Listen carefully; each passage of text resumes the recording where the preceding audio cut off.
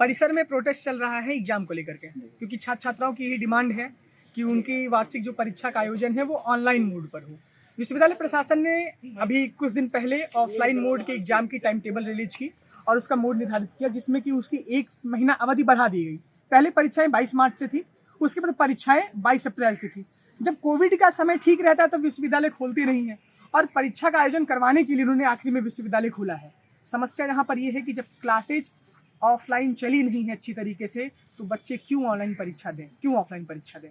इस वजह से छात्र छात्राएं पिछले 11 दिन से धरना कर रहे हैं और ये धरना 4 दिन पहले आमरण अनशन पे तब्दील हो चुका है, जिसमें कम से कम 50 से ज़्यादा छात्रों द्वारा आमरण अनशन किया गया, जिसमें से 18 छात्र हॉस्पिटल में भर्ती भी हो चुके हैं।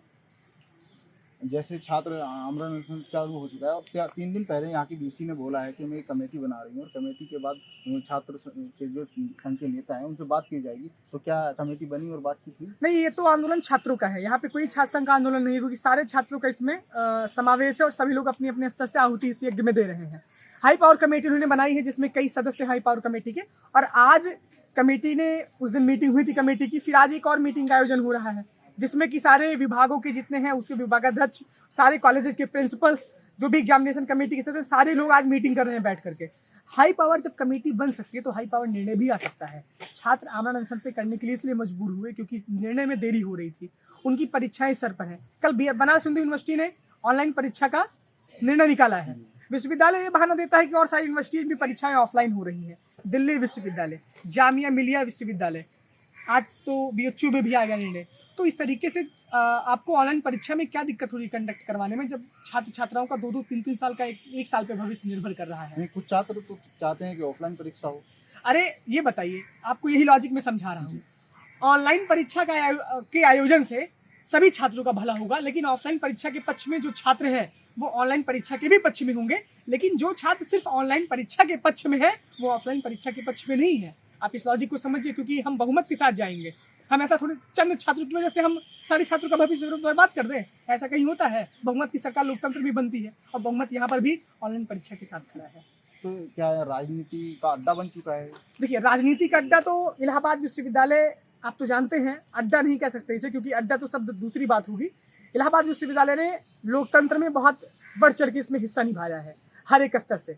यहाँ पे सिर्फ राजनीति ही नहीं होती, राजनीति करने वाले छात्र पढ़ते लिखते भी और अच्छे पद पे आसीन होते हैं। और आप देख सकते हैं विश्वविद्यालय से आप राजनीतिक अड्डा इसे बोल रहे हैं, आप कम से कम इसे पढ़ाई का भी अड्डा बोलिए तो बहुत अच्छा लगेगा मुझे, क्योंकि राजनीति बहुत जरूरी है और मनुष्य जो है जन्म से लेकर के मरण तक राजनीतिक बंधन से जुड़ा रहता है।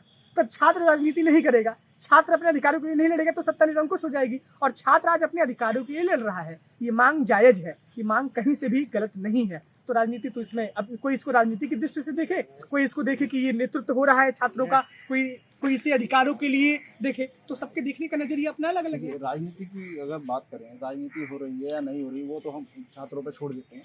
तो क्या जो चल रहा है प्रोटेस्ट, उस पर आने वाली विधानसभा में 27 तारीख के हैं इलेक्शन में, उस पर क्या असर पड़ने वाला? अब देखिए, इसी वजह से तो सारी चीज़ें, जिस तरीके से प्रशासन का रवैया है, जिस तरीके से पुलिस प्रशासन का रवैया है, उसमें तो साफ तौर पे दिख रहा है। देखिए, जब जब छात्रों से सरकार लड़ाई है, जब तक छात्रों से सरकार की लड़ाई हुई है, तब तक सरकार को हमेशा झुकना पड़ा है। और इसका इम्पैक्ट, इतनी सारी चीज़ें चल रही हैं, 50-50, 60-60 छात्र आमरण अनशन पे बैठे हैं, सरकार से अटैचमेंट है, यूजीसी जो है शिक्षा मंत्रालय से अटैच है, उसको भी इस विषय पे संज्ञान लेने चाहिए, उसको भी इस विषय पे सोचना चाहिए, क्योंकि इससे सरकार की भी अवमानना हो रही है, सरकार की भी उहेलना हो रही है।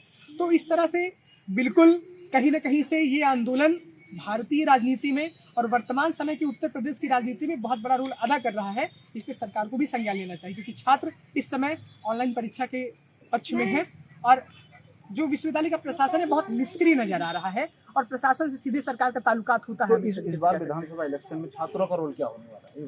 देखिए, जिस ओर जवानी चलती है उस ओर जमाना चलता है। हम जानते हैं कि भारत युवाओं का देश है, 60% इसमें युवा रहते हैं और स्वाभाविक तौर पे जब युवा रहते हैं तो युवाओं का अपना अपना अलग अलग मत होता है। लेकिन एक जिम्मेदार छात्र की यही भूमिका होती है कि सरकार की कमियां, सरकार की अच्छाइयों का आकलन करके एक पक्ष में निर्णय दिया जाए। अभी यहाँ पे आप पूछेंगे आप किसको, मतलब कौन सी पार्टी जीत रही है, तो भाजपा सपा के बीच में लड़ाई है, आप भली भांति जानते हैं। कांग्रेस ने भी बहुत अच्छा काम किया है, कांग्रेस ने महिला सशक्तिकरण का बहुत अच्छा उदाहरण पेश किया है। 40% महिलाओं के लिए सीट उन्होंने रिजर्व की है। इससे और पार्टियों को सीखने की आवश्यकता है। भारतीय जनता पार्टी की जहाँ तक बात है, तो भारतीय जनता पार्टी की बात यह है कि इनकी रक्षा व्यवस्था बहुत अच्छी है।